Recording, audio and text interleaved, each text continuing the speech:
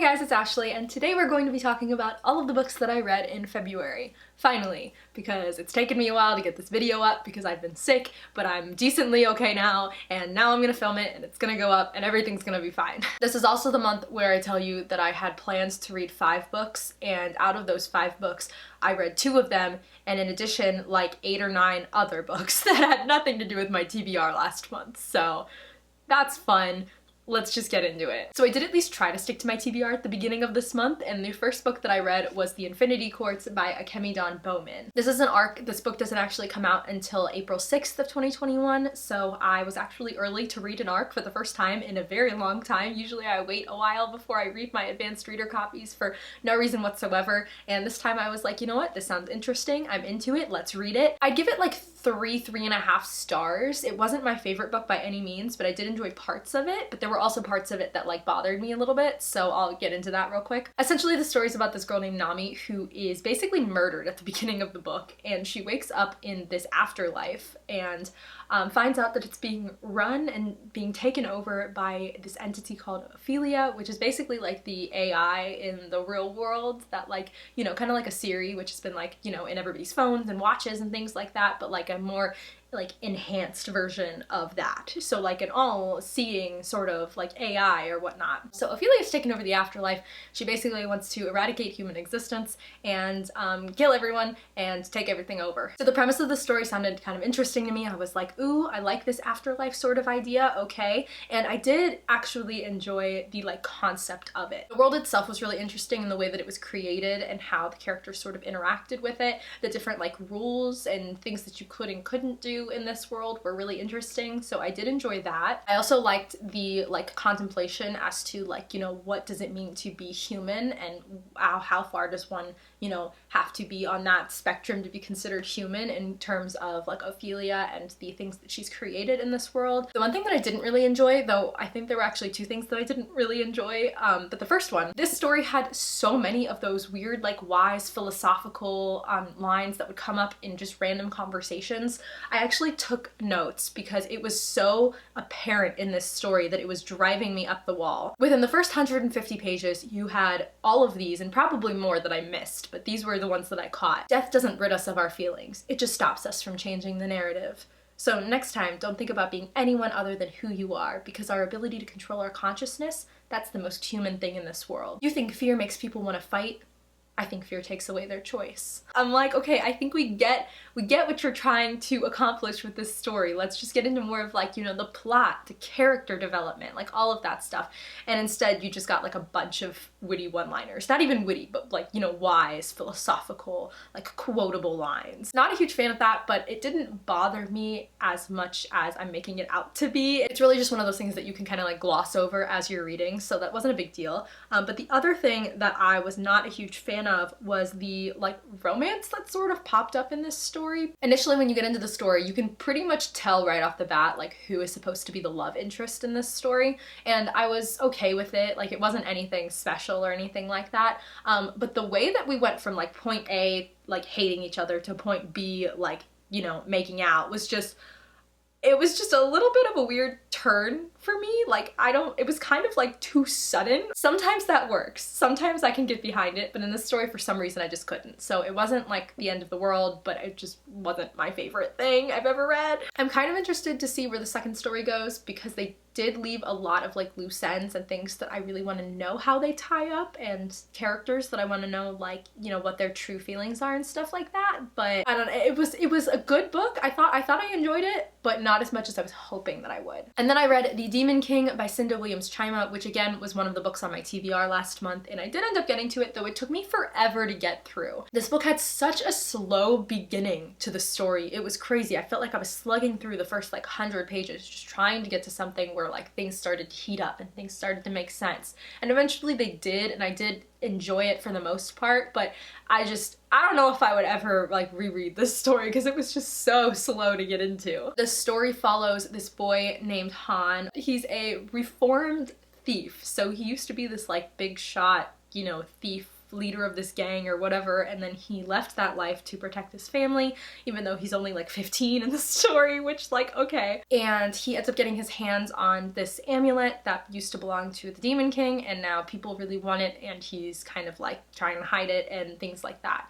And then you also follow the Princess Raisa, who is obviously the princess of this world or whatever. She's becoming eligible for marriage, but she doesn't want to marry anybody because she wants to live her own life and, you know, find who she is and stuff like that. But her mother has other plans for her, and so eventually these two characters' stories sort of collide, but then they, you know, uncollide, and then it's like very odd the way that this story plays out, and I'll get into more of it in a second. First things first, the things that I liked. I did like Raisa. Raisa was my favorite character out of all of them. I really liked her, and, you know, the things that she stood for and what she wanted for herself and all the things like that. We love a rebellious warrior queen princess, right? I did like Han for the most part, though there were some like really weird descriptions that, you know, we got from his point of view that just made me kind of like, I don't know, it just kind of threw me off and like didn't really make me uncomfortable per se, but I was like, do we really need to know this? Like there was this one scene where he was hurt, I think, and he was waking up in the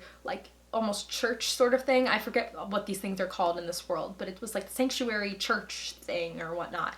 And there was a like priestess of sorts, but she was like clearly coming on to him and like weird things were happening, and he described her as like clearly being like lush under her robes, and I'm just like, why did we need to know that? And in addition, because this is sort of like a 2010 like early YA fantasy that I finally decided to dive into after like 11 years, I did manage to guess like literally every single plot twist that was going to happen in this story. But again, that's because this, I feel like, follows more of an older sort of classic YA fantasy narrative like plot line thing in a way, so it was like really easy for me to guess where these things were going. I wouldn't say, like Voya said on the back of this cover, that it's a virtually flawless tale, but I did enjoy it. So then after those, I decided to take a bit of a detour because it took me so long to get through the Demon King that it was already Valentine's Day coming up, and if you haven't watched my reading vlog where I read 5 romance books in the span of like literally 2 days, I'm gonna tell you what those were now, so here we go. The first 2 books I want to talk about were by far my favorite, and I still think about them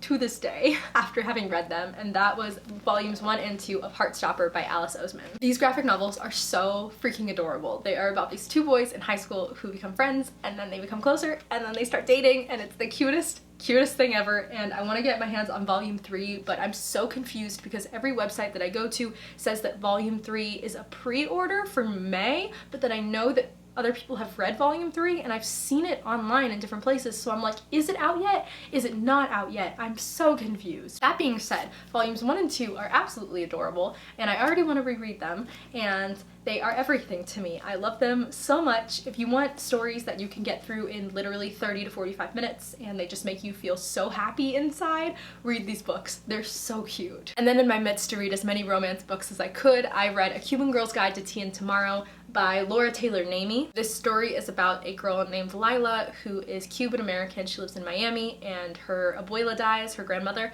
and in an effort to help her get over her grief and, you know, move on to a different point in her life and whatnot, her parents decide to send her to some family friends in England, in Winchester, not Manchester, Winchester, I'm pretty sure is what it was called. So she ends up going there and staying with her family friends at their bed and breakfast, or their inn, or whatever they have, and she meets a boy named Orion, and it's kind of a romance between her and this boy who is this really cute English boy who owns a tea shop, and I want an Orion in my life so badly now.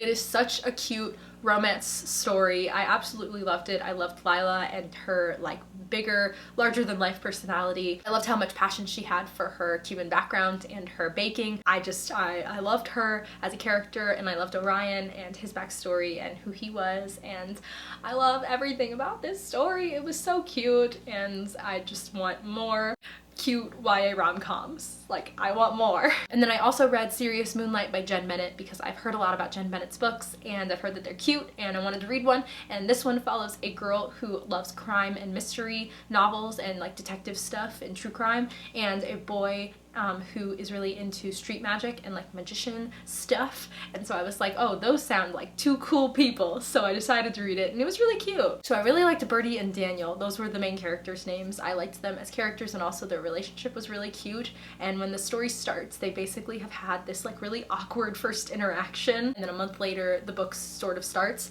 and Birdie gets a job working at the front desk, the night shift at this hotel, and Daniel ends up being like one of the like valet sort of guys in a way. And so it's really funny because they see each other and they're like, oh my god, I was hoping I would never see you again. And so the story centers on them trying to solve this mystery that is happening in this hotel. So it's a really fun story, and I really enjoyed it. And I also really liked that it was actually pretty like sex positive. We don't see a lot of like sex in YA stories, which like I get because of the younger like age group, but also at the same time like these things are happening, and so it's like nice to see some like YA story not like shy away from that, if that makes sense. So I enjoyed that. And then the final romance book that I read that weekend of Valentine's Day was Get a Life, Chloe Brown by Talia Hibbert, which is such a hyped book, and I can totally understand why now because the story was so cute, it was so good, I absolutely loved it. So the story is about a woman named Chloe Brown, obviously, who suffers from chronic pain and is trying to get her life together after a couple of rough like years. The first thing that she does is move out of her parents' home, and she moves into an apartment on her own. And then there is the, what's it called, the guy who like handles all of the like handyman work around an apartment building. I can't remember what he's called, but his name is Red in the story. And when the story starts, they hate each other, and then it becomes sort of like an enemies to lovers story, and it's really, really, really good. It's so cute. I absolutely loved this. And I just want to give a heads up that this is an adult romance story, so if you are not into explicit, steamy scenes, do not pick this up. But if you are, I highly recommend because it's really good. So next up, because this list still isn't over, I picked up the third book in the Daevabad trilogy, which was The Empire of Gold by S.A. Chakraborty. This was the final third book in the trilogy, and I absolutely loved every second of it. It was so good. There were so many things I wasn't expecting, so many things that happened. This book is so much heavier than I thought it was. And I can't explain how much I love this series. It's so good. I've talked about this so many times on my channel already, so I won't give any more of an explanation on it, but if you haven't heard of this or haven't read it yet, essentially it's a Middle Eastern inspired fantasy following two different characters. Eventually you follow three characters, and there's a lot of palace intrigue and a lot of magic and mysteries. So many different things that just like make such a good story. It's such a good story. I can't explain. If you want just like a really good high epic fantasy where you don't know what is going to happen because this world just continues to keep surprising you again and again, pick this story up. The first book is The City of Brass. It's so good. Highly recommend. I'm obsessed with it. And then because I couldn't stop myself, even if I wanted to, I ended up rereading A Court of Mist and Fury for like the fourth time because, like I said, I can't stop myself when it comes to this book. Mostly I did this because somebody that I know in person was reading this series for the first time, and it made me remember what I felt like reading this series for the first time, so I wanted to reread this book to like, you know, remember what happened. And then it just so happened that I remembered A Court of Silver Flames was coming out like within like the week, so I was like, oh, this was a good time to reread. But yeah, even if A Court of Silver Flames hadn't been coming out, I probably still would have reread this story because I just love this story. I'm sorry to people who don't like these books, but I love this story. Particularly like this one. The other ones, not a fan of, but this one, I could read over and over and over again and not get tired of it. Yeah, I'm gonna put this one down and talk about the next book that I read, which was A Court of Silver Flames by Sarah J. Maas, which is no surprise. So if you were not aware, A Court of Silver Flames is the highly anticipated fifth book, technically fourth book, but fifth installment in this series. In this story, we follow Nesta and Cassian and their relationship and what happens to Nesta after the events of A Court of Wings and Ruin. Nesta is in a really bad place when this story starts, and obviously throughout the story she goes through a resounding character arc and comes out a completely changed person. I did film a vlog for this. I don't know if this video will go up before that vlog or if that vlog will go up before this video, but whatever happens, I'll just give you a very like vague sort of like overview of how I felt about the story. First of all, I will say, whereas A Court of Thorns and Roses, the series itself, could be considered new adult, this one is very much adult to me. If you are, again, just like with Get a Life Chloe Brown, not interested in very explicit, steamy scenes, don't pick up this story. It gets much more graphic and in detail than the A Court of Thorns and Roses books do, so if that seems like a lot for you, I probably wouldn't read this. But if you're okay with that and if you're fine, then by all means go for it. I enjoyed it. There's a very distinct difference between how I felt about the characters and how I felt about the plot. The characters I did enjoy. Nesta was never been a character that I liked, to be honest with you. Even in the A Court of Thorns and Roses series, I was not her biggest fan, and going into this story, I also was not her biggest fan, despite the things that she had endured and the trauma that she'd gone through the last story and stuff like that. I just didn't like the way that she was treating everybody around her, and so for that reason, like, I was not the biggest fan of her.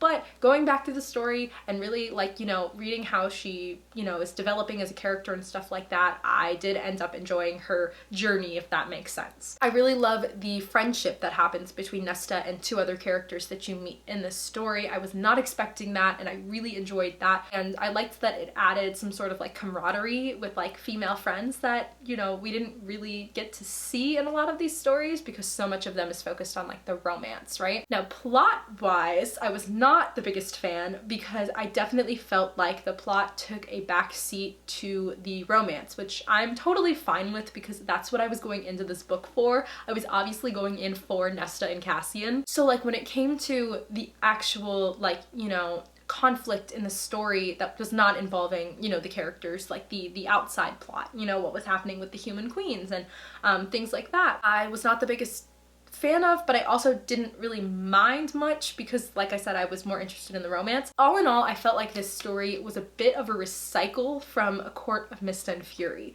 which I love that story, so I don't mind, but I did not enjoy this one as much as I did that one. I hope that that makes some sort of sense. The plot was a bit all over the place. I still don't really understand what is happening. Also, everything that happened with Feyre and Rhysand, I have some things I would like to say about that, but you can honestly find them all in my vlog. I go into a lot of, not detail, but just a lot of like jokes that I make about it. I just think it's so funny. If you want to know more about that, like more detail, keep an eye out for my vlog if it hasn't already gone up. But yeah, all in all, I did enjoy the story. I thought that it was a good time. You know, it did what I wanted it to do. So yeah. I hope that makes a little bit more sense than what I'm still feeling in my brain, but yeah, that's about all I can say. So all in all, in February, I read 10 books. I have read 16 books so far this year, which I'm very proud of. I've not read anything yet in March, which is fun because I have a really big TBR that I would love to get to, and that's not happening because I started Money Heist on Netflix and it just has taken over my life, and I can't read because every time I think about reading, I'm like, well, what if I just continue with Money Heist and as soon as I'm done with the show, then I can get into reading. But because the show is 4 seasons long, it's taking me forever to get through, and I'm never gonna get to read again. So this is why I don't start TV shows, everyone, in case you were wondering. So I'm hoping that I can get to some books this month. We'll see what happens. It's already the 6th of March and I have gotten nowhere. So that's always a good sign. If you had a book or a series or anything that you have read in February or are reading this year, let me know in the comments what your favorite thing that you read was, I guess. For me, this month would probably either be Heartstopper or Empire of Gold. Empire of Gold was just a really good ending to the Daevabad trilogy as a whole, and Heartstopper just gave me some really nice feelings. I just felt so happy reading those books, so I was really happy with those. And yeah, I think that's going to be it for this video. So if you want to follow me on any of my socials, all my handles are in the description. Thank you so much for watching, and I will catch you later. Bye!